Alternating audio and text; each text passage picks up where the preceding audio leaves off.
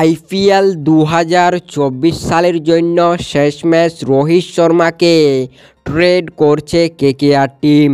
হ্যাঁ ফ্রেন্ডস, যেখানে মুম্বাই ইন্ডিয়ান্সের ক্যাপ্টেনের ঝামেলার জন্য রোহিত শর্মা মুম্বাইকে ছেড়ে কেকেআর টিমে যোগ দিতে চলেছে। হ্যাঁ ফ্রেন্ডস, এইরকমই একটি আপডেট বেরিয়ে আসছে যে মুম্বাই ইন্ডিয়ান্সকে ছেড়ে কেকেআর টিমে যোগ দিতে পারেন রোহিত শর্মা।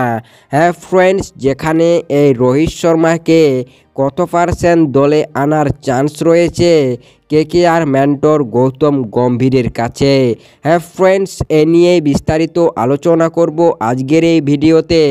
কি সত্যি যোগ দিচ্ছে রোহিত শর্মা কেকেআর টিমে, এবং এই রোহিত শর্মা যদি কেকেআর টিমে যোগ দেয় তাহলে তাকে কি অধিনায়কের দায়িত্বটি দিতে হবে? হ্যাঁ ফ্রেন্ডস, তাই ভিডিওটি শেষ পর্যন্ত দেখতে থাকো এবং ভিডিওতে একটি লাইক দিয়ে চ্যানেলটিকে সাবস্ক্রাইব করে পাশে থাকা বেল আইকনটিকে অবশ্যই বাজিয়ে রাখুন। হ্যাঁ ফ্রেন্ডস, বর্তমান সময়ে চারিদিকে শুধু কথাবার্তা চলছে যে এই রোহিত শর্মা কোন দলে যেতে পারে।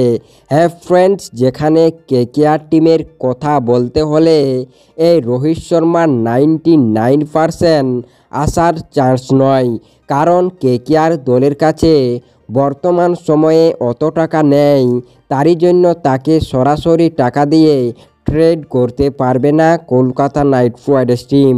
হ্যাঁ ফ্রেন্ডস, যেখানে দিল্লি ক্যাপিটালসে যাওয়ার সম্ভাবনা রয়েছে, কারণ দিল্লির কাছে বর্তমান সময়ে 12 কোটি টাকা রয়েছে। হ্যাঁ ফ্রেন্ডস, যদি মুম্বাই ইন্ডিয়ান্সেই থেকে যায় এবছর রোহিত শর্মা আইপিএল 2024 সালের জন্য, তাহলে আগামী বছর 2025 সালে রোহিত শর্মাকে ট্রেড করে নিজের দলের সাথে যুক্ত করতে পারেন কলকাতা নাইট রাইডার্স টিম। হ্যাঁ ফ্রেন্ডস, এবং এই রোহিত শর্মাকে যদি আগামী 2025 সালে ট্রেড করে নেয় তাহলে তাকে ক্যাপ্টেনের দায়িত্ব দিবে কেকেআর টিম ম্যানেজমেন্ট।